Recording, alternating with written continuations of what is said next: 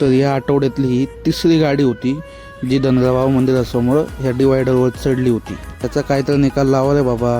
तर नमस्कार मित्रांनो, जय महाराष्ट्र. परत एकदा स्वागत आहे आपल्या ब्लॉगमध्ये. आणि आज तर सकाळच्या वेळेस खूप भयंकर ऊन होतं. तर पहिलीच ट्रिप पडली होती आपल्याला भोसरे MIDCची. निघालो मग भोसरेला आणि छोट्या मोठ्या ट्रिपा मारून आपण पोचलो मग डुलडुल गाव. आणि मग मित्रांनो मी हेच सांगत होतो, खूप ऊन आहे, आपलं ताक दही वगैरे थंड खात पित राहावा.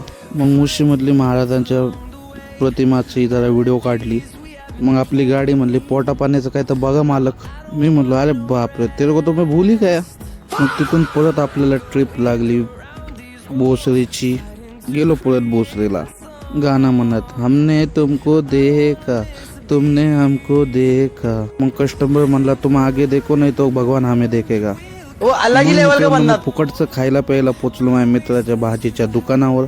त्याला माहिती आलो काय तर खाऊनच पिऊनच जातो. मग मित्रांनो फुकटचे द्राक्ष खाल्ले होते म्हणून मला ते गोड नाही लागले वाटतं. इट्स ओके, पुढच्या वेळेस विकत घेऊन खाईल. आणि हा माझा मित्र आहे ना मित्रांनो, नंदी बैलच आहे एकदम, काही बोलू दे मुंडका हलवतो. मग बाईने आपल्याला कॉफी पाजली.